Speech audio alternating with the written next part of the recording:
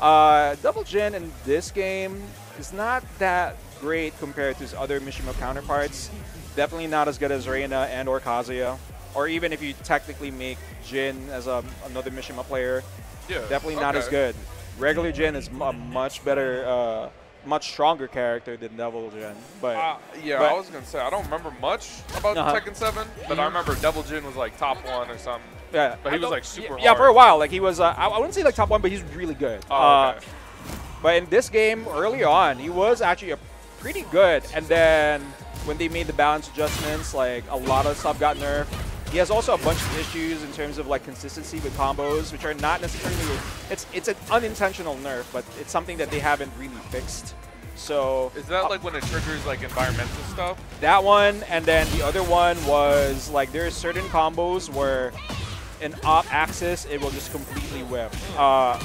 So really tough time for Double Jin mains.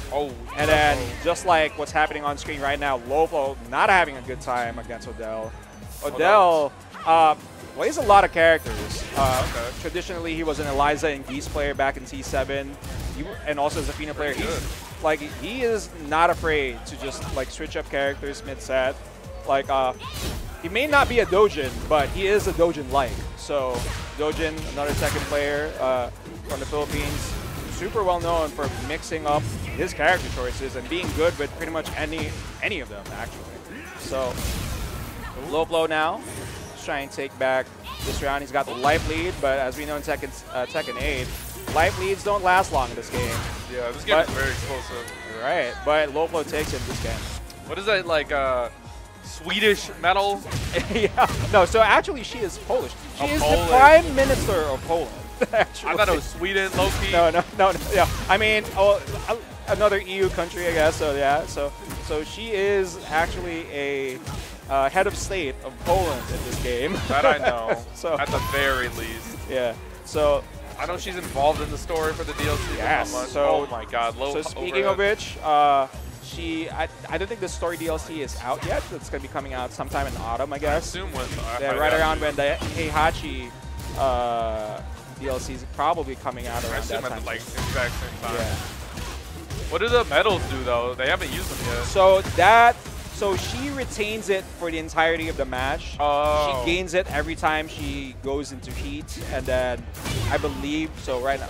Then she has to go into Heaven and Earth dance, which she didn't do. She didn't do yet. So every time she does like Heaven and Earth, let's see if she does it. No, there we go. So yeah, so right there. She like a level character? Huh? She like a level character? Sort of.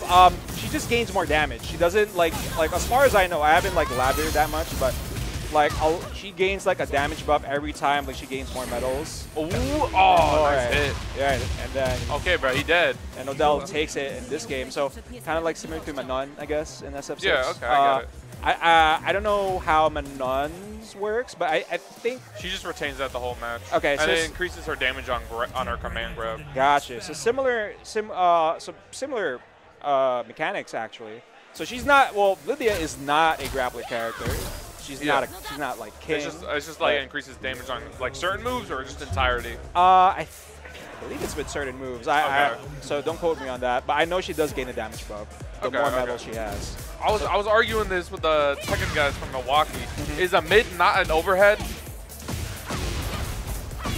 That is tough because in terms of like normal 2D, it would be, but there are also things called special mids, which is not an overhead by comparison because you can still block it by ducking, and which LowFlow didn't do there and got clipped, and Odell takes the first round here in the second game. So yeah, I would say in most cases they would probably be a universal overhead.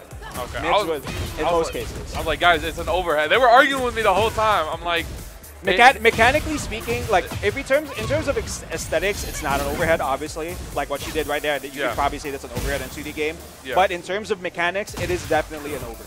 That's what I'm saying. So, but there are certain cases where there are mids where it can still be duck low. So a dick jab, for example, it's a crouching one. Let's see if that happens. Spiral. Set here. That's a kill, which you probably won't see because the whole match. She keeps it the entire match. Yes. Like she can only access the stance in heat. Yeah, so she has to go into heat, and then she needs to go into heaven and earth stance. So she normally has 3 stances in with stance, outside right? of heat. So horse, cat, and wolf. So right now that's cat again. Okay. So in most cases, like she can go into those 2 stances and then into wolf. But when she's in heat, she can transition into heaven and earth from any of the stances. So she needs to get into a stance and then get into heaven and earth. So right there, when you see that she does that stance that she did just now, she can't go into it because she's not in heat. So you saw it earlier when it starts like flashing up in screen and she does the stance. It kind of looks like the, I don't know, like the Heihachi like thing where he like powers up in T7 where he's like, yep. Like I believe that's like the Omen stance of the Heihachi. So very similar like looking stance. So in T7, she could go into heaven and earth normally, but in this game they locked it behind heat. It's very powerful. She gains access to some really buff moves in heaven and earth, but it eats up a lot of heat. So so if she heat engages, she can get at least like 2 interactions from heaven and earth. Oh god. Sorry, I was like, that's okay. Like, that's my god. Oh gosh. Right there. There we go, yeah. All right. They're even now. They're even. Yeah, they're even now. So LowFlow was able to clip him in the last hit there. Normally, if the first 2 hits, if there wasn't a counter hit, like she could have blocked the 3rd one, but I think she just tried to move. Electric. Ooh. Gets him to the wall. Oh my god. 4-4-3. Oh, overhead. Oh, right in the gut. Oh, could not get the full wall conversion there by LowFlow. Right, down 2. Oh, that's the counter hit into the conversion. Right now she sees it. But LowFlow was able to see the unblockable high and gets the full launch conversion. I thought that hit mid too because she was like this. Yeah, so like the 2 arms so out. that one is like it's very deceiving. So that move is a unblockable high. So he has to duck it, and it's a guess. So he has to commit. So both players would have to commit, and Odell takes the 2nd game there, straight 2-0. He's disappointed. He's like, damn. Yeah, all right. So, man, I hate this character. yeah, both players are having a good lap there. All right. So LowFlow now is still in the top 8, but he's going to be in the losers bracket, same as Jaime, and Odell is going to keep going in the winner's side. So yeah, so back to Heaven and Earth stands for Lidia. So when she gains some powerful moves in that stance, and then it uses up a lot of heat. So if she goes into a heat engage where she has full heat meter, she can gain at least like 2 interactions in the Heaven and Earth. If she just does a heat burst, which eats up a little bit of your heat, she can only go into just 1 interaction.